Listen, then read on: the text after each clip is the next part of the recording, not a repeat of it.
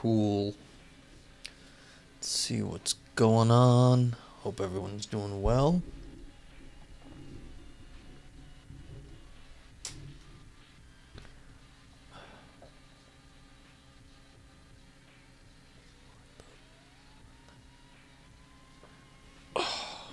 Cool beans.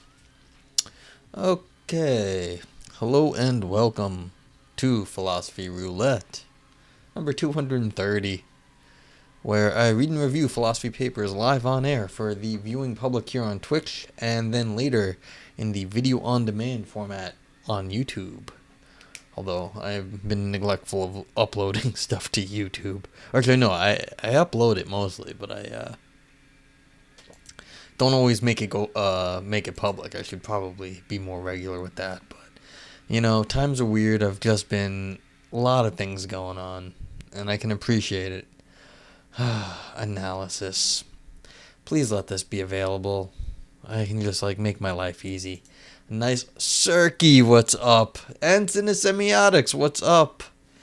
Thank you again for your continued subscription, Cinesemiotics. I saw it went through weird last time. I was I didn't understand it, but then I read the details. So you pre-subbed for the next month. That was cool. So thank you. How you doing, Cirky? I hope you're having a good night. Oh, afternoon, where you're on the other side of the world. So, alright, so let's see. This is not here, but I can read this one. If you guys have preferences of what I read, of course you are allowed to, open access, is that right? I can just PDF this? Oh, how cool. That's excellent to hear, Cirky.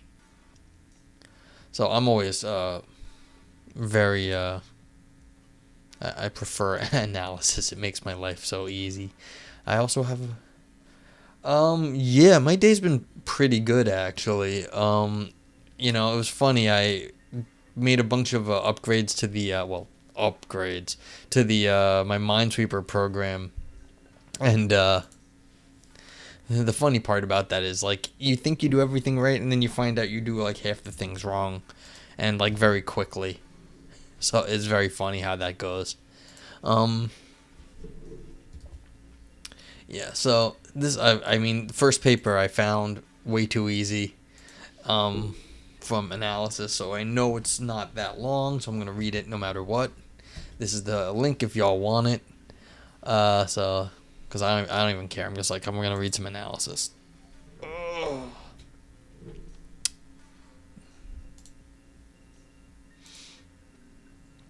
It's, yes. So, unless it's all logic-y stuff, no, but it isn't. Okie dokie. This is cool. So, we've got, there we go. And I hope you're doing well, Cinesemiotics, too. I think you're a few hours in the west of me. Yeah. So, we've got why formal objections to the error theory fail. What's interesting about this, I just heard someone give a talk on statistical, sort of error theory, or in that area, a few days ago, so that was cool. So, and I was looking at error theory, too, for something else, because, what was it? The last paper I read on art? DC. Oh, I thought you were on the West Coast. Maybe that was somebody else. Okay, yeah, well, you're a few hours south of me, not a few hours west of me. So, yeah, that was, I was thinking about the paper, what was that, the Madonna and the hole in it, and that was an error theory of artistic expression, where you have a work of art, and the space in it is sort of an error theory on our everyday theory of space and time and people. So that was really kind of what was going on in that paper. So now we're going to read some more error theory. So I guess that's kind of cool. Have a little theme for the last few papers. Okay, so as always, feel free to ask questions as I go. If you have something about the paper, I'll try to answer. I mean, it's my first time reading it too. So, we'll see. But here we go. This is by Bart and Daniel, and I apologize for how I say any other part of your names. Alright, introduction. Many philosophers. This is always so I mean, some philosophers stink, so who cares what many people think anyway? I don't know. Many philosophers argue that the error theory should be rejected because it is incompatible with standard deontic logic and semantics. We argue that such formal objections to the theory fail. Our discussion has two upshots. First, it increases the dialectical weight that must be borne by objections to the error theory that target its content rather than its form. Second, it shows that the standard deontic logic and semantics should be revised. Okay, so this is a massive sort of like upshot, because it's like you're going to say all of this logic here and all of this like standard semantics, which people love, by the way. So it's like if you want to do all the standard logic and semantics for deontic logics, I mean, that's a big old thing. So let's see how this goes. The objection. There are different versions of the error theory. We will initially focus on the standard version, which says that normative judgments are beliefs that ascribe normative properties, but that these properties do not exist, and that all normative judgments are therefore false. There is also a presuppositional version that we will discuss in section 3. Everything we will say about the normative error theory carries over to the moral error theory. Okay, so we're going to have like two sort of things. Bubba Bloop, how are you? Thanks for coming back. How's your day been? So it looks like we've got two things. You're going to have like this argument up here that, well, whatever this argument is here. Nice, Bloop. Let me see if I can pull something off real fun. I don't know if it's going to work. Oh, my computer's so slow.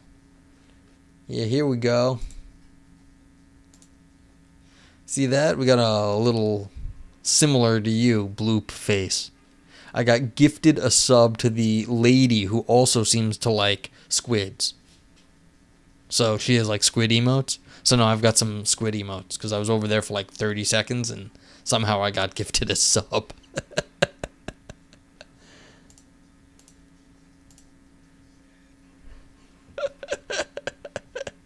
It's funny.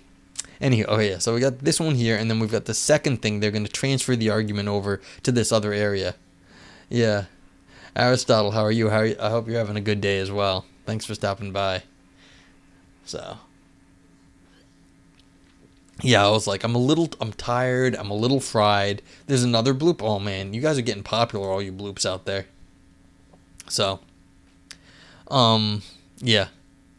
Yeah, Bloop is a popular, like, sort of like the squid thing is popular. It's neat, but, like, yeah. Yeah, so I was like, I'm tired, I'm a little fried, I'm going to go read some philosophy and, like, try to explain it in real time. That was my exact thinking, Aristotle, and I'm sure you understand how smart that is. Okay, continuing. So we've got, like, this is just setting it up. It doesn't really matter what they're saying here. It's like, oh, we're going to do two things, and that's how we're going to get our results. So here's the objection. The objection that we will discuss relies on two assumptions that are built into standard deontic logic and semantics. The first is the law of excluded middle, according to which, for every proposition P, either P or not P. All right, so this is like standard bivalence. Either it's true or it's false. That's it. The second is the duality of permissibility and impermissibility, according to which every action is either permissible or impermissible. So, I mean, how do you I don't know how I do it. I'm nuts. That's how I do it. So the question is, what the heck do you actually mean by impermissible here? This little im in front of it? Because once you put negations with modality, you're going to have it's going to get messy. Because, I mean, the normal way you cash out modalities, in this case, the modality of permissibility, so, like, things that are permissible or not permissible. So if you put a not in front of a modal box, you don't really get the impermissible. You say it's not necessary, but that usually means in standard modal logic that it's possibly not. So you can move the thing through. So it's like, if it's not necessarily, it just means possibly not. But when you say something is permissible and impermissible, then you exactly what you mean by this not in terms of impermissible. Is it like, well, if something's necessarily not something else, is it not possible to be that, or where's the negation doing it? So it's just some sort of background stuff in my head, like what is the exact what sort of negation are we talking about here? Okay, D, this thing is either everything is either permissible or not permissible, follows from L if up. See, exactly. See, I didn't even read the next line, and this is exactly the problem. So good on the authors and bad on me for not even reading one line ahead. Follows from L if im F means not F, but can be retained as a separate assumption by those who reject L. Moreover, as Pearl and Schroeder note, duality is not just a feature of moral uses of possibility and necessity modals, is a feature that is encoded into our best semantic theories about the meaning of possibilities and necessity in general. Okay, so this is really where all the philosophy is happening right here. And, I do appreciate that. Because this is the first thing I noticed. I'm like, if you're going to call the im, like right here, these two things the same, then you're going to start to get yourself into a... This is basically what you need to do in this sort of paper. You have to start saying that the negations are the same and the structure is the same. Also, you have to note very carefully that the or is the same sort of thing here. So these two things, the way that these things are grouped, also makes a big difference when you're getting into these sorts of discussions. But, that's a little bit more complicated. They're going to talk about the knots, apparently. And so once you do this is the setup. I'm just telling you from my experience, usually this is all that this author needs. And this is why they're doing it right here. And then they reference someone real fast to say, hey, look, everyone thinks this is the case. The fact that I pick up on this fast is because I know this is where the work is getting, this is where the start of the philosophy is happening. And so it's like, no, not everyone actually agrees with this, but you have to be real quick about it. So this is what I think is happening in this paper. Okay, to bring up the objection to the error theory that these assumptions give rise to, considering the following the sentence: lying is impermissible. According to error theory, one ascribes the property of being impermissible to lying, but this property does not exist, and one is therefore false. If we assume L, the falsity of one entails that not one, lying is not impermissible. And if we assume D, not one entails that lying is permissible.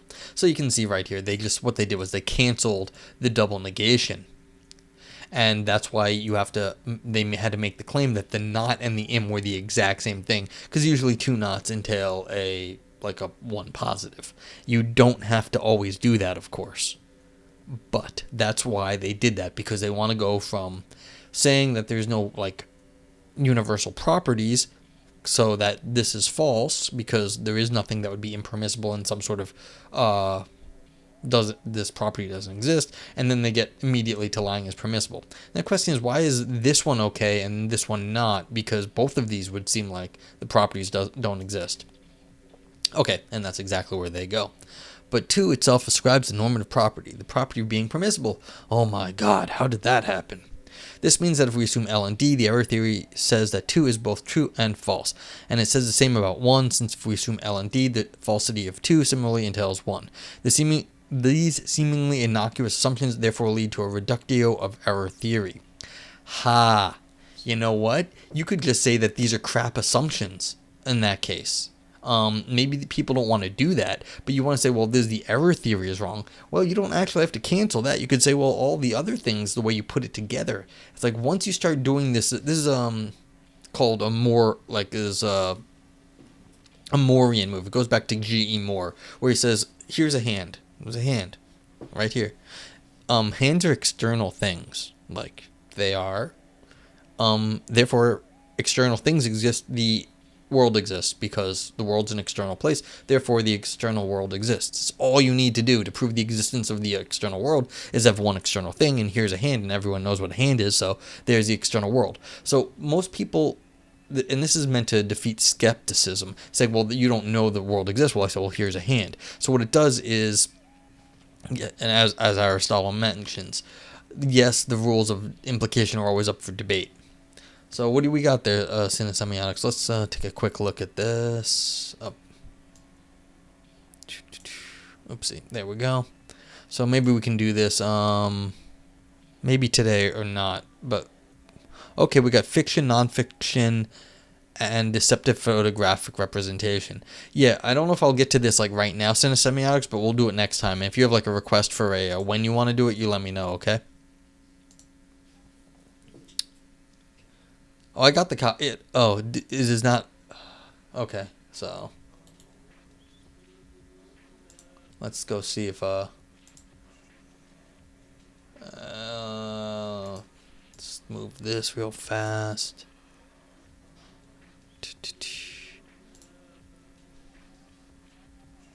Okay, I've got the file now. Thank you. Okay. So yeah, we can get back to that later. Cool. So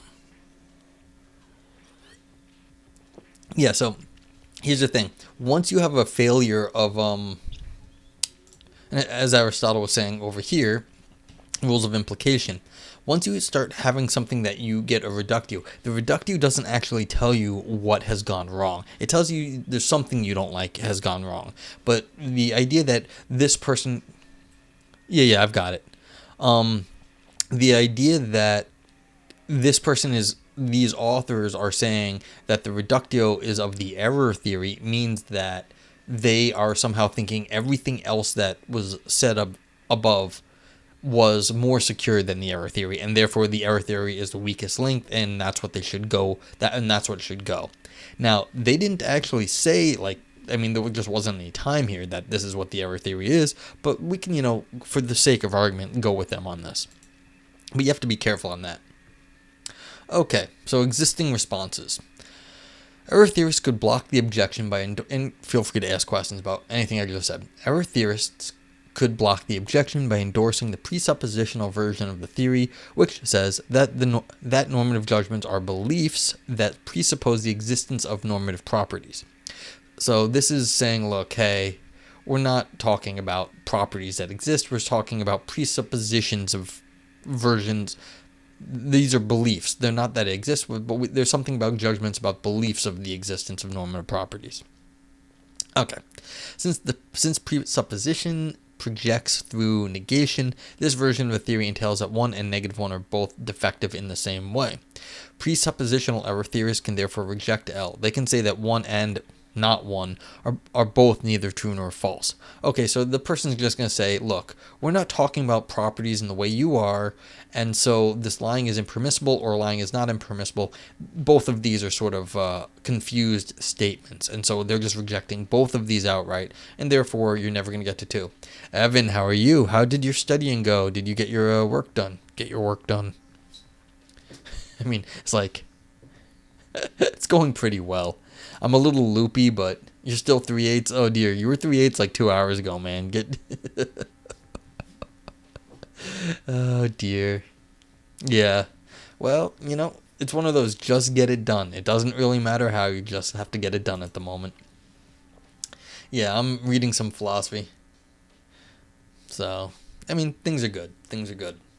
Things are complicated nowadays, I feel, or at least they're getting complicated for me, but things are good. So, 3. Existing responses. Error theorists could block the objection by endorsing the presuppositional version of the theory, which says that normative judgments are beliefs that presuppose the existence of normative properties. Since presupposition projects through negation, this version I just read this.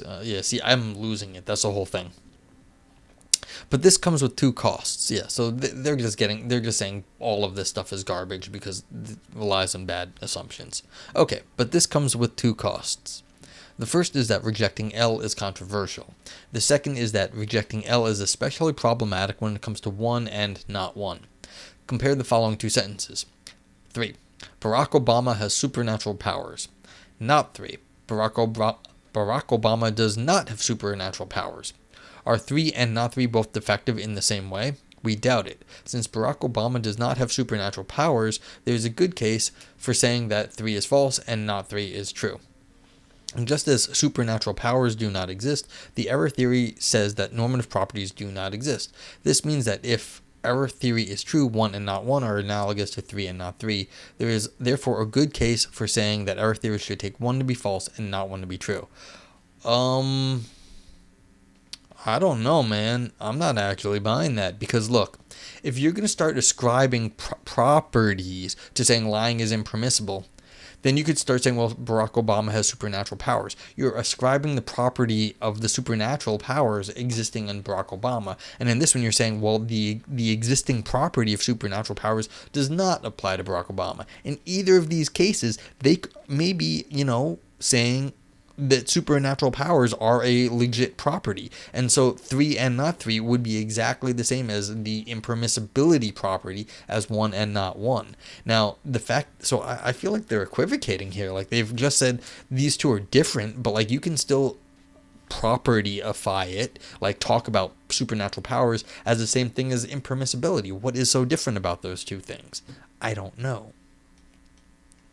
And someone, please tell me if I'm being dumb about that. But like, if you're going to say impermissibility is bad and call it a property, well, why can't I do the same thing with supernatural powers? Okay, so maybe the authors will have got this one. Note that there is an important difference between 1 and 3 and the following standard example of a sentence with a false presupposition. The present King of France is bald. Since there is no present King of France, 4 ascribes an existing property to a non-existent object. This makes it plausible that 4 and its negation are both defective in the same way. By contrast, 3 ascribes a non-existent property to an existing object. Since, well, we don't know about that. That's the whole point. We don't know that it's not existing compared to the property of being impermissible. Since semiotics asks, do you know what that problem of equivocation seems to be the linchpin that can bring down nearly really good philosophers? And you've noticed that? This is what happens. Everyone has a thank you, Cinesemiotics. I appreciate it for the subscription.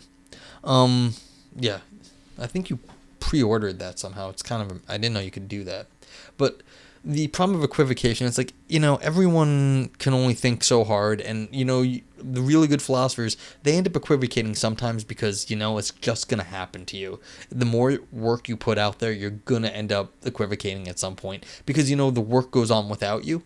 And then people are going to realize that there was more going on. And so I think it's more not that the really good philosophers are screwing up, but that they have such breadth of material that this is what pops up. It's just a natural sort of thing that, hey Valpo, how are you? Thanks for stopping by. Hope you're having a good day. It's just that when the really good philosophers, no, but like this is important actually. They have this, please share this and you fell for it. Oh yeah, of course.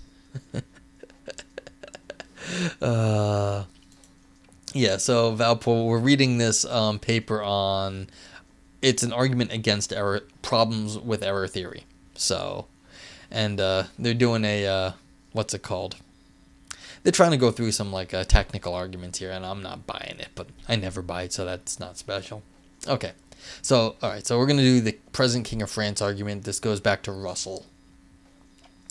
Since there is no present King of France, 4 ascribes an existing property to a non-existent object. This makes it plausible that 4 and its negation are both defective in the same way. So people think this one is like the present King of France is bald. It is neither true nor not true, since there is no King of France at the moment, no present King of France. So whatever you ascribe to the present King of France, it's sort of irrelevant. So the whole thing is, they usually say it comes out false, or at least lacking a truth value. Hey, thanks for the cheer, Semiotics. I appreciate that. Goes to just all my nonsense that I do anyway. Okay. By contrast, 3 ascribes a non-existent property to an existing object. Yes, that's right. This is different from the other ones above because they're talking about the properties. So if you said the present King of France has, like some non-possible like state of like affairs on their head, then it would be a property issue and not a King of France issue, or it might be both. Since this existing object does not have this property, there is a good case for saying that 3 is false and not 3 is true. And if the error theory is true, the same applies to 1 and not 1. Well, that is, why? Valpo, better you than me. It's been a long time since Russell versus Strawson on his bald majesty. Yeah. Something I never got about technical philosophy. You have to get this whole system off the ground to criticize a part of it. Yep. Yeah, this is, I've looked at the Russell versus Strawson a little bit. Remember when any of the premises false, all the conclusions follow in such a scenario. Yeah, but you see, the problem with this one is they're trying to draw a conclusion out of it. And once you say, well, there's a problem with the premises, it doesn't mean you can draw a conclusion. You have to be careful. 3, Valpo. The answer is 3. I just go with the Homer. It's technically because Homer Simpson has 3 hairs. I just want to make it clear here that just because we're talking about ascribing non-existent properties to existent people or things, I don't see why that we should all of a sudden say that that would grant it false, like being alethic in the sense that you can have falsity and truth applied to that. I'm not sure why you get to do that with non-existent properties as opposed to non-existent objects. I mean, maybe I'm sure other people have like the opposing intuition, but once you this is the sort of thing that I get real hung up on, because once you start changing things like this with you've got non-existing properties, then how am I supposed to draw conclusions on that? Aristotle says, but maybe all they need is that common sense morality wants for a direct correspondence theory. That could be the case, but that's not what they're arguing right here. And I think you're absolutely right. That's probably where they're going, but that's not what they're saying right here. And so I'm going to that's why I want to hammer them now. Because one of the best things one of my undergraduate teachers ever said to me is, or he said to class, not me specifically, said, look, you have to get these people early. If you don't get them early, they're going to get rolling. And once they're rolling, you can't stop them. And so you hit them early, you hit them hard. And that way you'd be like, look, yeah, what you said later is fine if you assume the stuff at the top. But I want to give these authors grief right now because I doubt I'll be able to give them grief later. They just seem like they're too competent. Okay, these continuing, and yeah, feel free to keep asking questions about this stuff because the Russell versus Strawson thing is people still, I think, swoon over it. I don't think they should, but people do. And so, yeah. And the thing about the hairs on the head is something, I think it's called epistemicism. I hate epistemicism, but I still go with the 3 hairs, which is apparently the epistemicist answer. These considerations against the propositional error theory may not be decisive, but we think that they make it worth exploring whether error theorists can instead block the objection without rejecting L. Some standard error theorists have tried to do this by denying that the sentence, lying is not impermissible, entails that lying is permissible. Oh, yeah. Well, the trick is to get yourself, get the momentum going. So what was L? Let's just go review real fast. Where's L? Oh, for every proposition. Okay, so L is just law of excluded middle. Now, they're using this law of excluded middle. So, wait, are they saying that just go dialethic on this? And that's going to solve this? Getting stabbed. What's up? Thank you for the cheer, the bits. Philosophies, yes. Philosophies. Okay. So, L is literally bivalence, and so they want to block the objection without rejecting L. That's failed. Fine, not failed. It could also fail. So I just want to remind myself what L was. Some standard error theorists have tried by denying the sense lying is permissible. It tells that lying is not impermissible. Again, canceling the not and the im turns into lying is permissible. For whereas 2 ascribes the property of being permissible to lying, they say not one merely denies that lying has the property of being impermissible. And they similarly deny that the claim lying is not impermissible entails lying is impermissible. For whereas 1 ascribes the property of being impermissible to lying, they say not 2 merely denies that lying has the property of being impermissible. So the standard error theory says that 1 and 2 are false and not 1 and not 2 are true. Cinesemiotics. I'm getting my first hype train out of this or whatever. Thank you again for more bits, Cinesemiotics. Okay. This blocks the objection by rejecting D, then rejecting L. Okay, so what's actually going on here in the symbols is they're moving the modal box and the negation symbols around. So they're putting this is dealing with scope issues here. So what you're saying is, and it's kind of hard to, so we're going to say, it's necessary, which is, say, so we've got a box, we've got a negation. It's not permissible. The box means choo, thank you, Aristotle, to lie. All right, so we've got, here's what's going on here. We've got this is a negation, this is permissible, and this is lying. So lying is not permissible. And then also what they're doing is, I do have a hype train. I don't believe this. I don't think I've ever had a hype train before. Thank you, crazy people, for, you guys are nuts, I guess. Thank you, for my first ever hype train, I believe. Hello, Ugubi. We're the Frigga Geek. Yes, this is also Frigga Geek. Thank you, getting stabbed, for the 69 bits. I appreciate it. And thank you, Cinesemiotics. Okay, so we're gonna get like double hype trains or whatever now. All right, and then the other thing that's gonna happen is, just let me do this real fast with the so I can point out the difference. I'm 5, and this is the sex number. Yes, that's the nice number. Whenever someone says 69, you have to go like this, and you say nice. That's what it is. It's the nice number.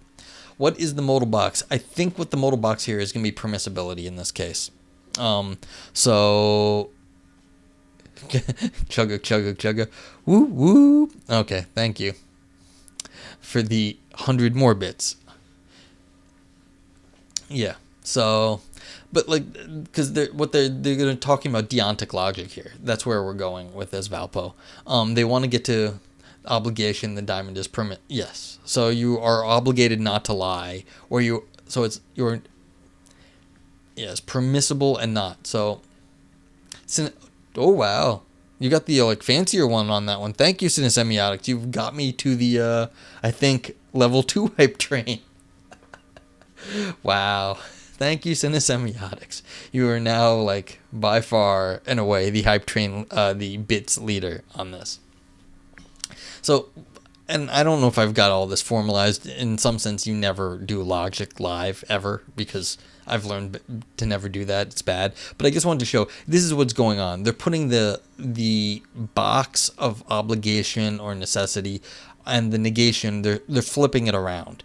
And so what that's doing is changing what they're doing. And what's happening is these mean different things in terms of like the modal reality. What's permissible? When you say something is not on when the negation's outside the box, you're saying something about the whole world. Or what's the worldly obligations are. But then when you put the negation on the inside, then you're kind of saying, look, you have an obligation for this one thing to not do that. So you're talking about scope here a little, about how wide scope it is. So I just wanted to point that out. And I don't know if this is outbid you. No, no one should feel under any obligation to outbid anyone else. I mean, I appreciate the bits, but like, thank you all, but you don't have to feel like you need to pay me money to do something I'm going to do anyway. But thank you. Yeah. Oh yeah, and Bubba Bloop is having another Minesweeper tournament. You are all invited to Bubba Bloop's Minesweeper tournament the next day. Ugubi says, I was never convinced that the modal operation stuff were substantial objections. Yeah, I'm not saying that they are, but I'm just trying to describe what's going on in this paper right here. And I don't know if these authors actually have made this clear enough for like a logician to like accept what they're saying as a like yeah, like I don't know if like a modal logician would accept this. I'm not like a proper logician. I know a little philosophical logic and the philosophy around there. So yeah, it's hype train. It's a little madness to me. You ate a little Debbie Stark function and then start drinking some Lafroig. That's a great. I wish I had some Lafroig, and I wish I had a little Debbie. But yeah, and you're right to say that, Ugubi, about you can change the logic, but these folks are trying to say, well, this is the standard view. And so insofar it's a standard view, they're trying to like cover a lot of philosophy by using this sort of standard view. And that's like the strategy here, is that they're using the logic as a proxy for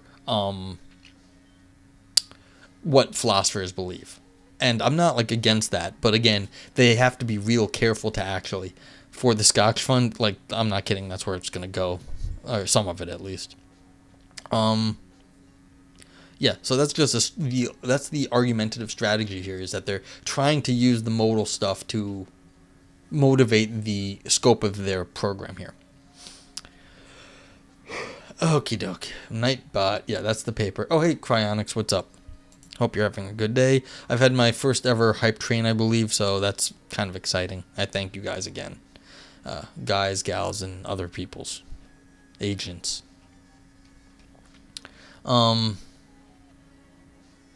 Okay, so continuing, and feel free to ask questions. We actually have like some rather skilled philosophers. Yeah, like Aristotle's a philosopher, Ugubi's a philosopher, Valpo's a philosopher, Cinesemiotics is a philosopher, although does more the not the technical stuff like this.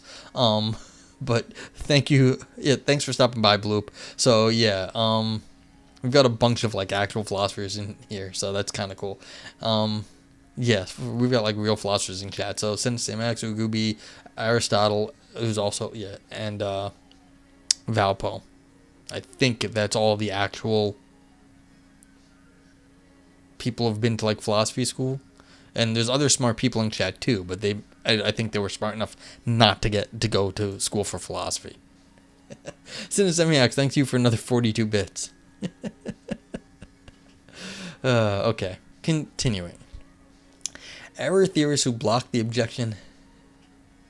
I am an actual philosopher, and I did go to philosophy school, so I'm just not an academic at the moment.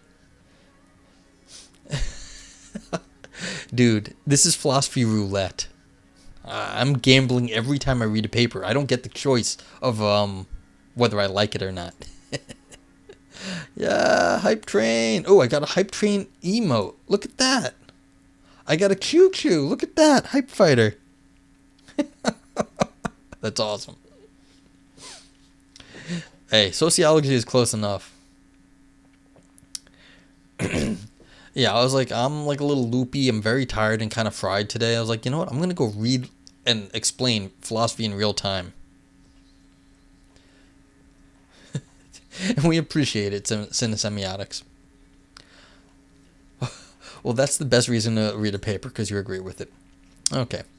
Error theorists who block the objection in this way recognize that when we utter not one, we convey that we accept two, and that when we utter not two, we convey that we accept one. But they think this is because not one conversationally implicates two, and not two conversationally implicates one. These sentences implicate this, they think, because we normally assume that every action is either permissible or impermissible. We can cancel these implicatures by denying D. In other words, by saying that lying is neither permissible nor impermissible.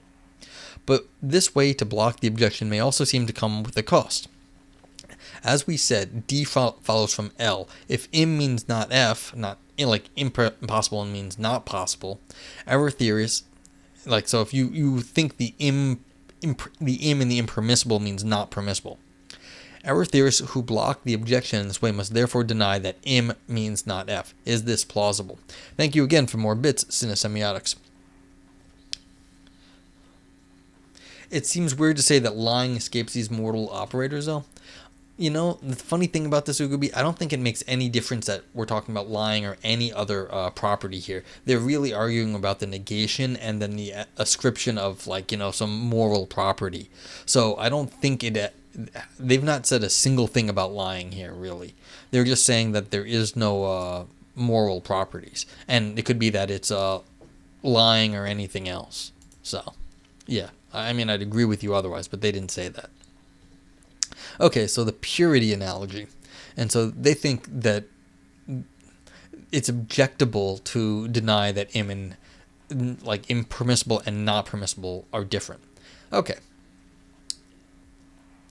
I don't. You don't know the context. Yeah, this is analysis paper. We're only on page 4, so I mean, if we can run back and check the startup earlier, but it's been basically this. It's like, look, permissible, is it permissible lie? Is it impermissible lie? Either way, you're talking about some sort of property of permissibility of lying, a moral property, and then they say, well, it doesn't exist. So yeah. Okay. We think it is to deny this stuff. To see why, consider the following analogy. Richard Joyce notes that some communities used to engage in discourse about spiritual purity. Was that another one? Thank you, Cinesemiotics. Richard Joyce notes that some communities, not Frege, yeah, but in the area, notes that some communities used to engage in discourse about spiritual purity and impurity, which implicates a kind of uncleanliness or pollution that may reside in objects, may pass to humans through contact, may be transmitted to others like a contagion, and which may be canceled through certain ritual activities, usually involving washing. So this is like cooties. I have cooties. I'm going to give you cooties. I'm going to give you all like Twitch cooties right now. You've got Twitch cooties, and you can somehow cleanse yourself through some sort of ritual. Thank you for the continued bits. And so, yes, so we can talk about cooties. The problem is with talking about cooties is that, like, is this really a good example? Like, is that how we want to base our philosophy? Okay. Such discourse classifies certain objects as spiritually pure and other objects as spiritually impure, considering the following sentence, 1 star. This house is spiritually impure. According to what we can call the purity error theory, 1 star expresses a belief that ascribes a non-existent property and is therefore false. If we assume L, the falsity of 1 star entails that, not 1 star, this house is not spiritually impure. Suppose that I'm just like this, where are the parentheses here? Is it here? Where are we putting the modal box? I'm sorry, I'm just like, this is driving me a little nuts. That's what I was saying about earlier. Suppose that those who make purity judgments take spiritual purity and impurity to be duals. That is, suppose that they think that every object is either spiritually pure or spiritually impure. Like D, that's D star. Like D star follows from L if M means not F. If those who make purity judgments endorse D star, they will take not 1 star to entail that 2 star. This house is spiritually pure. But 2 star ascribes the property of being spiritually pure. This means that if we assume L and D star, the purity error theory says that 2 star is both true and false. And it says that the same about 1 star, since if we assume L and D star, the falsity of 2 star and similarly entails 1 star. Those who make purity judgments may not take this to be a reductive of the purity error theory, but it clearly is not. Something has gone wrong. Okay, so this is basically doing the same thing and saying, look, you can keep going in these sort of theories where any sort of property, this is just sort of like a generalization of like the properties. It doesn't have to be moral theory. It could be something spiritually. It could be this purity thing. And so the idea is you can just generalize this, but you think it, as Ugubi says, it's pretty standard. But you know what? I find this, well, let's see where they're going to go with it. What the purity analogy shows. We want to be clear about what we take this analogy to show. We do not take it to show that D is false. Instead, we take it to show 2 things. The first is that any formal objection to the normative error theory will fail, since it will overgeneralize the purity error theory. Okay, so it's overgeneralizing. Yeah, so Ugubi says it kind of lacks depth interest in the culture of purity beliefs. Yeah, I mean, that was really running through it fast, but that's why we're going and seeing where... Hey, halfway done, Evan. Good job. But that's why we're going to see what they mean out of it. Before I was going to criticize them, and I said, you know what, let's see where they're going, and we have to give them a chance to say what they're going to say. So, since we'll overgeneralize to the purity error theory, if the normative error theory will fail, you don't want to overgeneralize to the purity error theory, which everyone thinks is a little not good. The purity error theory and normative error theory have the same form. Both say that X judgments are beliefs that ascribe X properties, but that these properties do not exist and that all X judgments are therefore false. These properties only differ in their content. One concerns spiritual purity and impurity, the other concerns permissibility and impermissibility. Since the purity error theory is very plausibly true, it cannot be false in virtue of its form. This means that the normative error theory cannot be false in virtue of its form either. I I wouldn't say that. I mean, there's lots of things where you can have similar forms. I mean, is this the logical form? What do you mean in terms of its form? What is that form there? It does seem like formal objections have nothing to do with error theory being true or not. It's like, yeah, I don't know. What is the meaning of its form right here?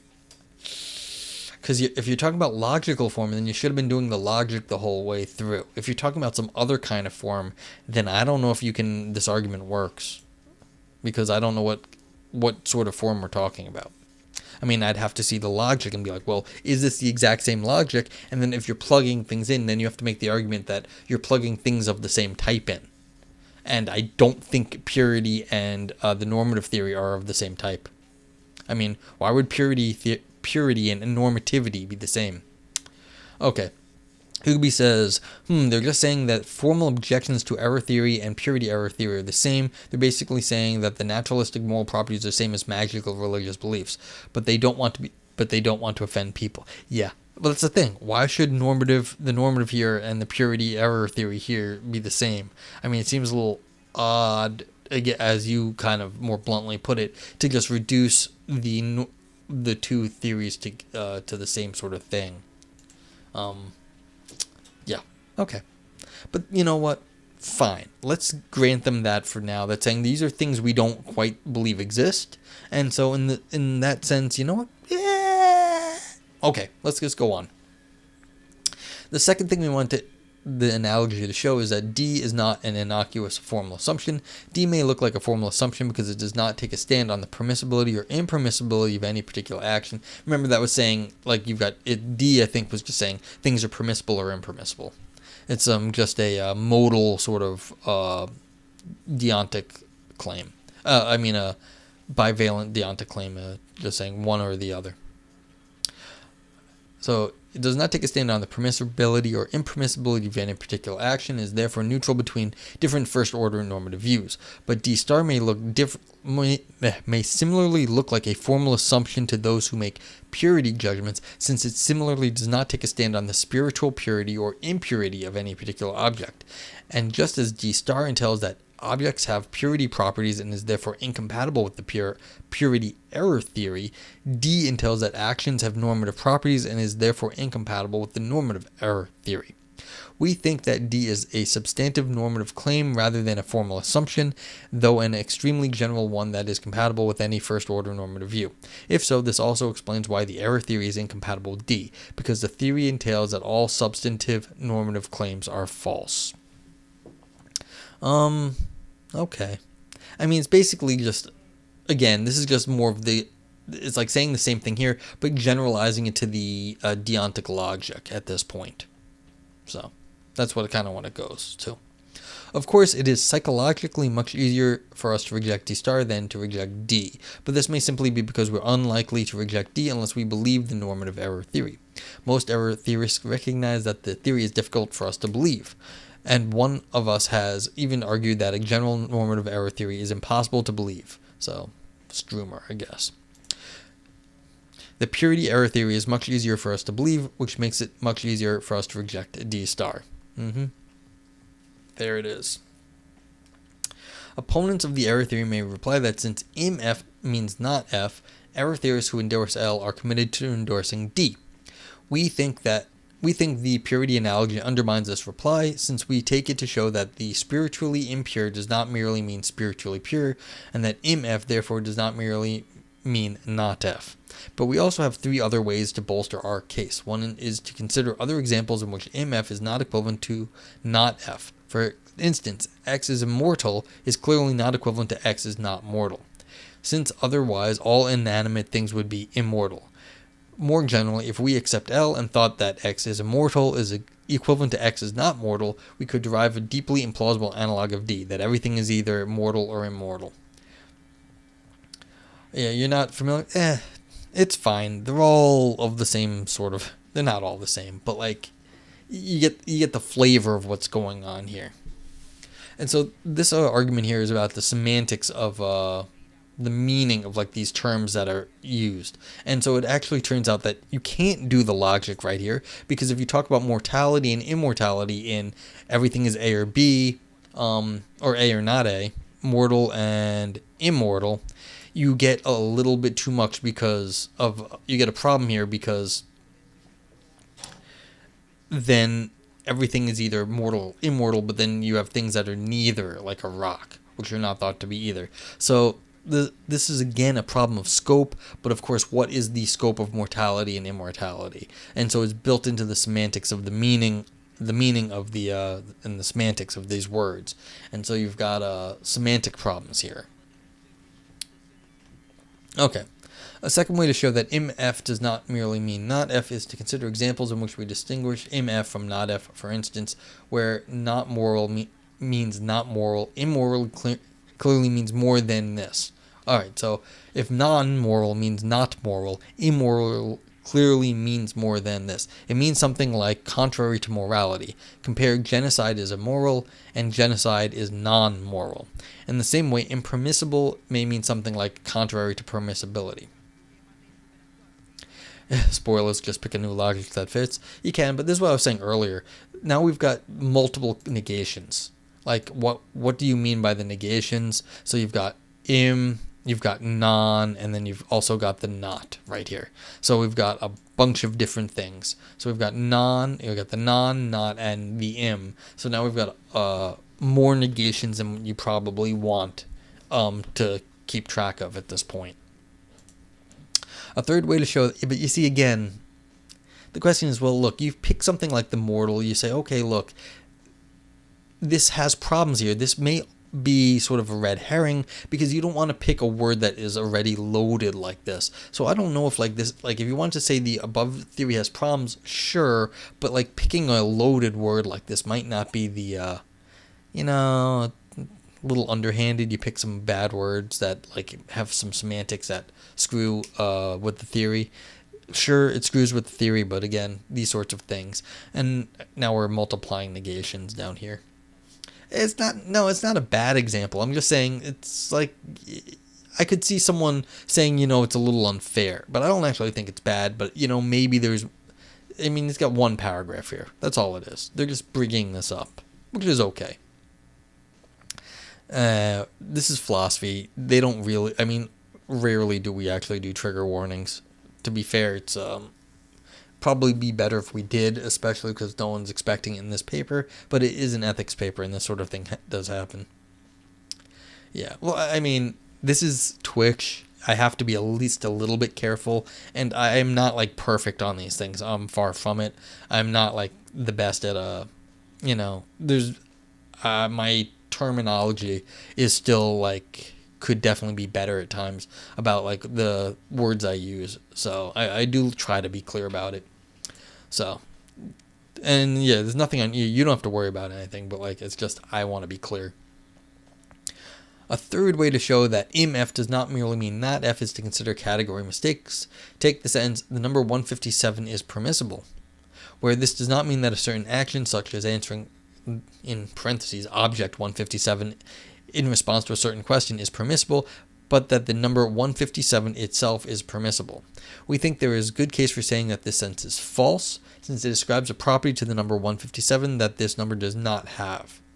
If we assume L, the falsity of 5 entails that, not 5, the number 157 is not permissible. But this clearly does not entail that the number 157 is impermissible. Of course, ascribing permissibility or impermissibility to an action is not a category mistake, but if we are right that not 5, this thing here, is true and 6 is false, category mistakes do show that the im-f does not merely mean not f. Alright, so yeah, we're just multiplying negations now. And we're almost done, by the way, so if you guys have questions, get them in.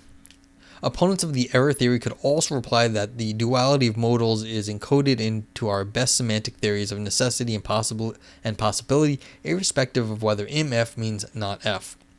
Standard deontic semantics takes obligation and permission to be deontic necessity and possibility, which makes obligation and permission inherent this duality. The problem with this reply, however, is that we can always define bogus modalities. Yeah, so and now this is exactly where Ugabi was saying. You can start defining your logic as you want. For example, we can define spiritual necessity, scope lines. Yes, thank you, semiotics. I just want to like draw scope lines everywhere on this paper. We can define spiritual necessity and spiritual possibility by defining the spiritually possible worlds in terms of the logically possible worlds and some set of spiritual laws. If it is a general feature of necessity and possibility that they are duals, and if this feature is inherited by more specific modals, then it will be inherited by spiritual necessity and possibility, but we should clearly be error theorists about spiritual necessity and possibility. And if we should reject duality in the case of spiritual modality, we can also reject it in the case of deontic modality. But you know what's funny about that? That would kind of say that deontic modality is like a subset of spiritual modality. I don't know if you want to say that, actually. And if you're just saying that you want to reject it in the general case, okay, that's different, but then you're saying something about not these examples anymore. So it's just if it is a general feature of necessity and possibility that they are duals and it's inherited by more specific modals. But again, this is the much more widely contested claim about the state of the metaphysical universe of necessity and possibility, which the authors here did not argue for. But I mean, most people, to be fair, do hold on the they're not dialethous. They think like it's a law of excluded metal. Okay. Would be that you can define logic in favor of error theory, and these guys are attacking the idea that there's some objectively true logic, and the error theory doesn't conform to that. Yes, that's right. I knew when I said it was slightly off, but I said it anyway. Sorry, I didn't want to attribute the incorrect thing to you, though. Yeah, so this is like appealing to, if it is, like you see this, they kind of hedged right here. They put the if in. So, but that's kind of a very important if right there. They're saying if it's a feature of the logic, but they didn't talk about that, really. Okay, so this would be a sort of a classical view of the world. You don't need to be a classical logician, though. You don't. Especially if you're a modal logician, you're already getting out of classical logic in some sense. Okay, moreover, error theories about spiritual purity and spiritual modality. How did we get talking about spiritual purity and spiritual modality here?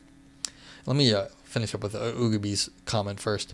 In other words, moral realists sort of need to say one true logic if they are willing to make formal objections to error theory, whereas error theorists can say, whatever, next logic. Yeah, that's fair. I mean, and I've seen people, one true logic before. They're like, chill out, man. Relax. Error theories about spiritual purity and spiritual modality, like seriously, a lot of spiritual stuff going on here, are not isolated cases. We can make the same point with other bogus modalities. I mean, I'm not sure you want to be calling the spiritual purity people bogus right here. Didn't argue for that. And other erroneous discourses. This stacks the deck against opponents who are tempted to bite the bullet and insist that D and D star are both innocuous formal assumptions.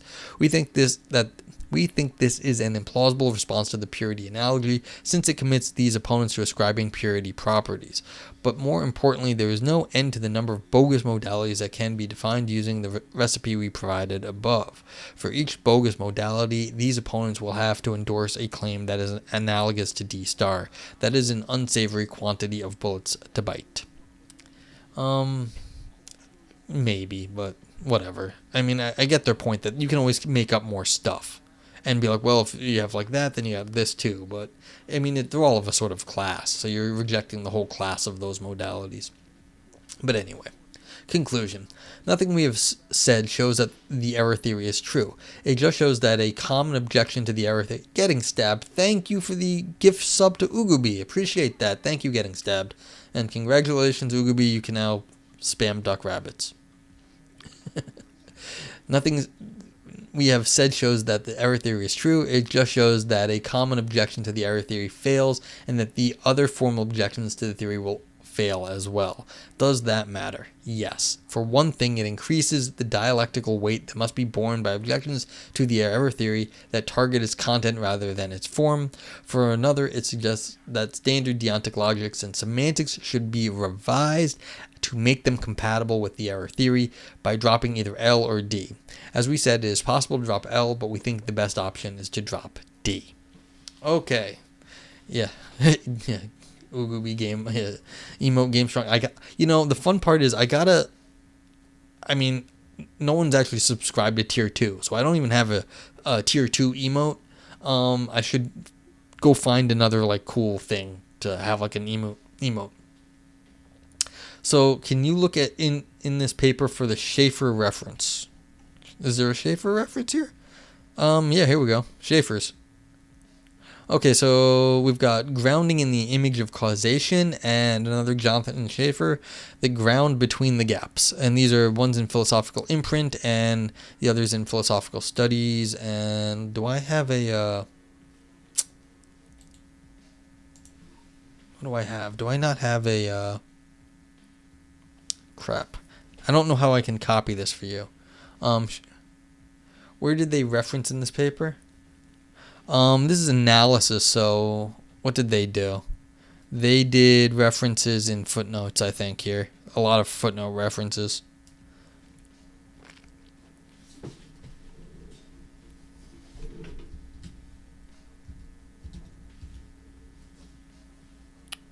So here we go. At the point we have Schaefer 2016. This one right at the end, which is... I'm looking. So where's 12? I'm looking for 12 here. Okay, so by defining a spiritually possible world in terms of the logically possible worlds in some set of spiritual worlds. So they brought up Schaefer. We're talking about different ways of defining modality offered by Schaefer. Okay, and so that's fine. That's just talking about how you can define modality, which really isn't a problem. And so they reference two Schaefers, or Schaffer. Is this Jonathan Schaefer? Schaffer, I forget. So they just referenced Schaffer here to do that. And I guess there's like, this is just a technical thing about how to bring stuff up, reference stuff. So, but yeah, that's a minor reference. It wasn't particularly substantive. What was I going to say? Yep. Okay, so the question is, again, they were saying, look, where do you want to drop your excluded middle on just regular logic, your first order logic, or do you want to drop the excluded middle on the modal logic, and your deontic logic, as it were? I think these folks need to have all the parentheses and scope operators in here so that we can see the scope, so that I don't get confused. Why not both? Yeah. But like, this is driving me a little nuts when I don't know where the scope of the things are. So what's governing what? The negations or the boxes. So, and that's kind of what's going on here. So once you get more clear on that, then you know how many negations you need. You don't have any exclude middle intuitions. I'm not particularly classical at the moment. You can keep your law of exclude middle. I think it's fine for most times. In certain times you have to be willing to give it up. Not very often, very rare, but like, I'm a little bit, I think it would be dogmatic at this point to really stick with it. And I don't really like that kind of logical dogmatism. Yeah, and that's kind of the question here. In this, they're trying to do it in morality, and they're saying, look, give up the deontic, one or the other. I mean, I'm with them on that. Random genocide examples. Yes, genocide bad. We can agree with genocide bad. But yeah, so people are trying to go with error theory and attack it. And if they're going to attack it this way, it's like, this is a good paper. This is actually pretty clear as far as these things go. As much as I've been like hammering them on this is not a bad paper. This is actually a very good job doing this stuff. So it's not easy to do this, and to get all the details right is hard. I don't know if all the details are right. Maybe I'm the one that's a little crazy here, and I've got myself tied up in some idea of what's going on, and I might be wrong. That happens. That's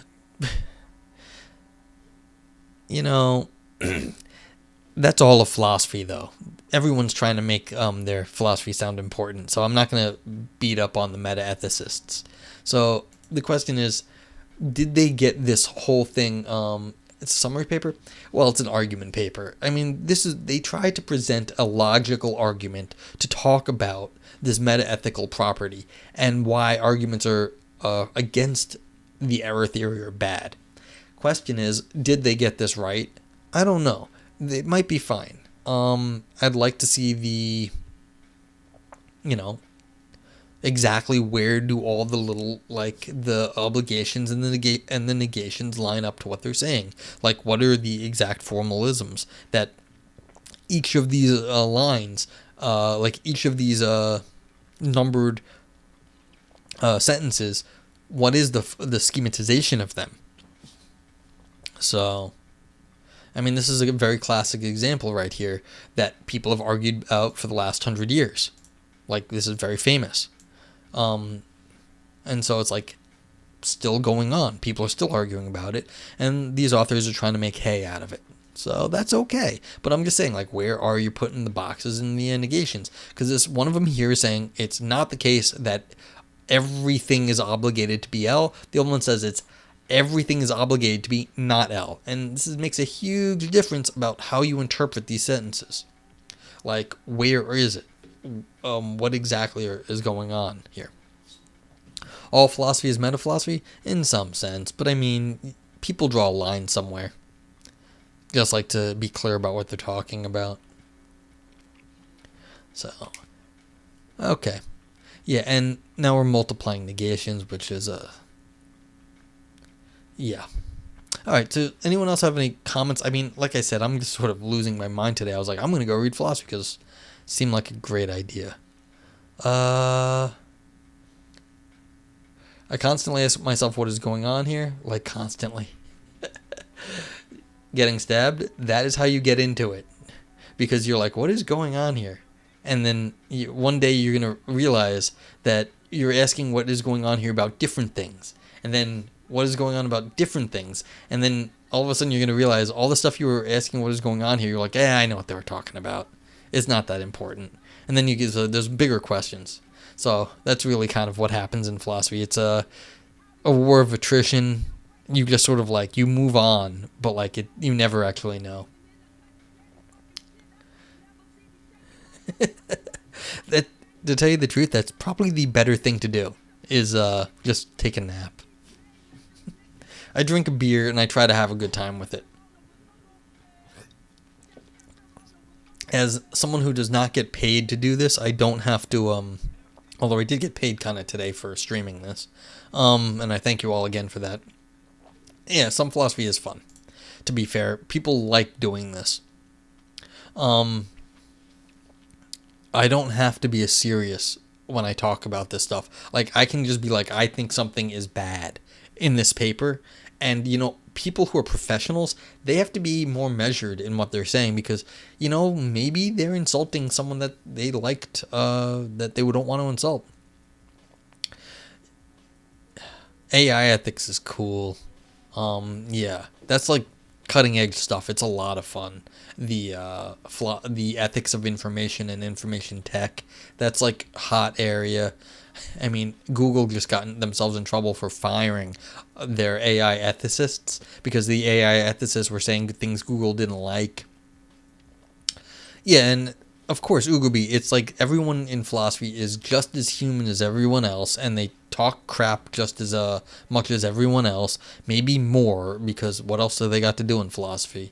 And so it's, but like I said, I don't have to be careful about it. Your idol is an AI ethicist who calls herself a poet of code. That's a nice term, a poet of code. That's a code poet.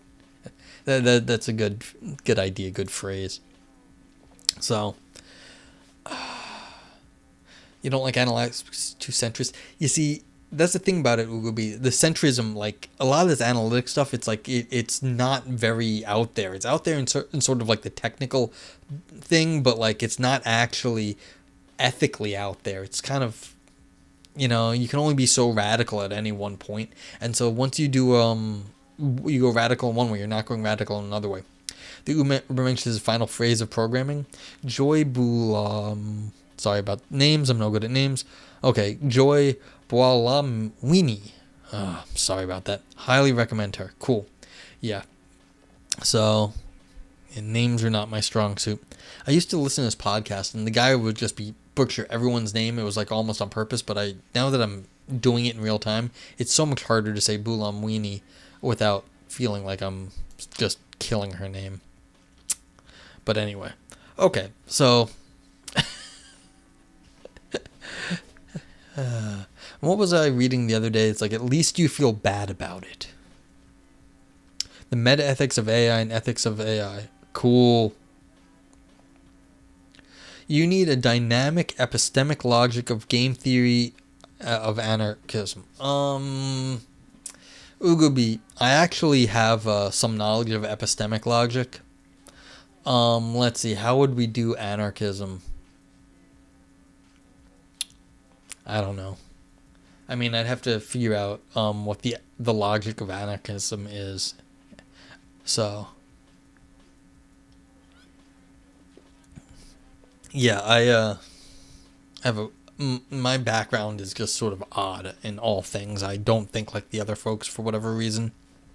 And I started off more of like an epistemic logic. Ordering Italian food. If that sounds like a great idea. Oh, the name? I was like, I would like some Italian food. All right.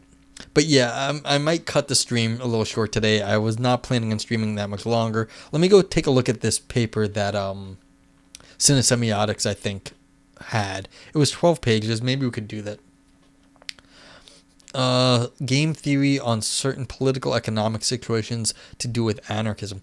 You see, politics is not something I know enough about, so I'm not good at the anarchism or the political economics. I do know something about the epistemics. I do know a little bit about what people talk in game theory. I don't quite know anarchism or political theory. Now I could try to apply it, but let me go actually... Okay, me personally. Yeah.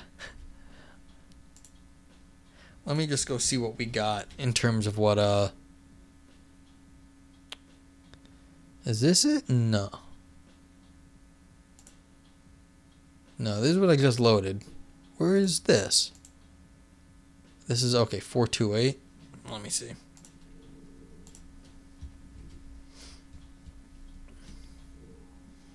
This one. Okay. So this is, okay.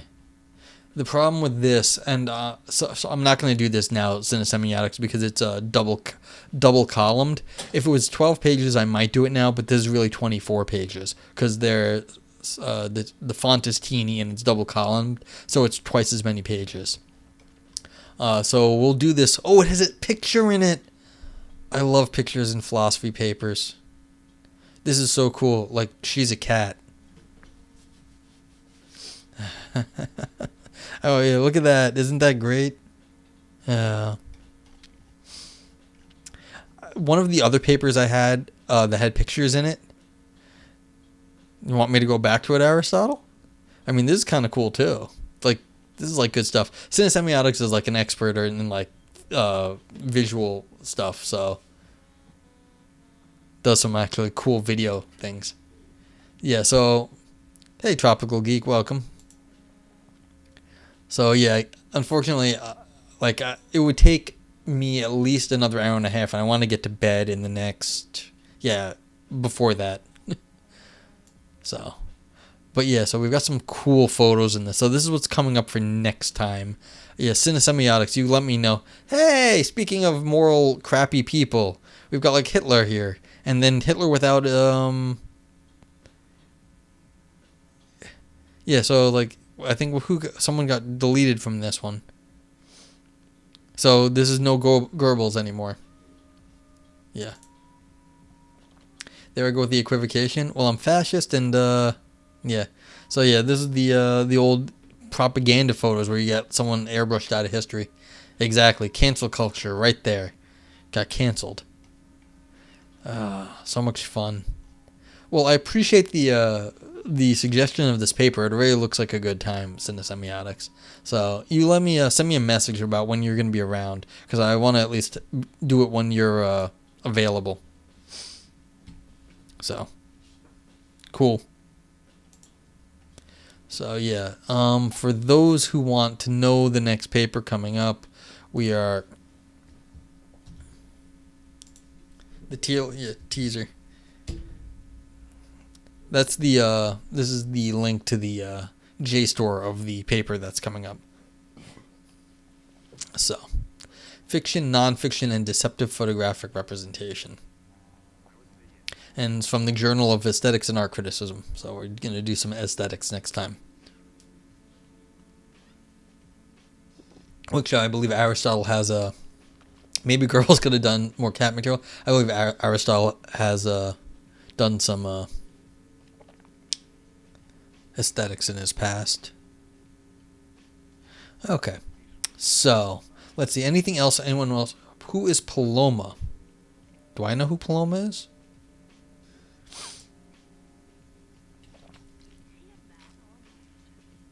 Sounds fun. Yeah, it was a past life. Well, we're all dead a few times.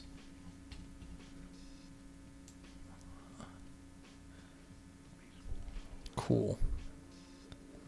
Alright. So yeah, unless you guys have anything else to say or any questions for me, I am going to cut out and go like do some chores. You said it as if it was an article I was publishing soon. I ain't publishing anything soon. I've got 2 papers under review. We're past the 5-month point on both of them. So, as is wont with all my stuff that I send out, it's probably shouldn't be that hard to review. You should just reject it. But 5 months on both of them. One of them is 6 pages with like 4 references, and it's like out 6 months. I'm like, come on, journal. Maybe it's like up to 6 references now. Why?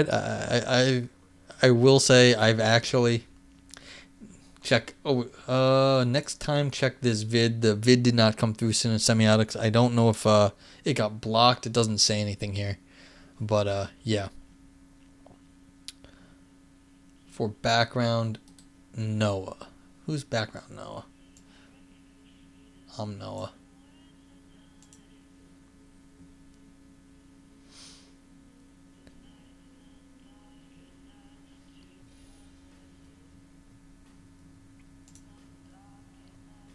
Ah, that broke it. Oh no, can't do that. I broke it.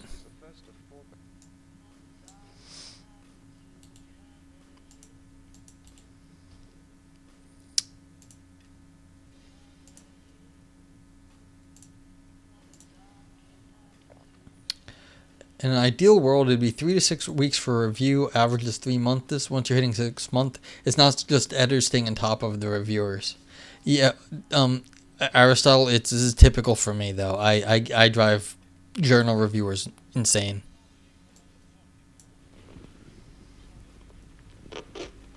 Oh, it's for me to watch alone? Oh, okay. Well, all right. I will respect Cinesemiotics' request then. But yeah, with the okie dokie. All right, so on that auspicious note of something to watch alone with a candle and a glass of herbal tea, I thank you all for being here. I thank you all for the support, the bits, the subscriptions, and the comments because, yeah, I appreciate it. It makes streaming this more fun when people are here and chatting and have a good time. So yeah, and Evan, get your damn work done. Good luck with the studying. I wish you luck with that. It's no fun, really. So, yeah. You can share, but no, I would love to talk it now. Thank you, Evan. I'm not really going. Oh, now I leave 5 and 10. Okay. Oh, I mean, you said I can't watch it on stream. What do you want me to do there, Cinesemiotics? Either I stream or I watch it, but I can't do both because. I'll be like, yeah, everyone else, just look away for a sec while I watch this. Make that money. Yeah, well, thank you again, Cinesemiotics, for the continued subscriptions and everything else. So, have a good night, and yeah, that'll be it. I will watch the video right after this, and we can discuss next time.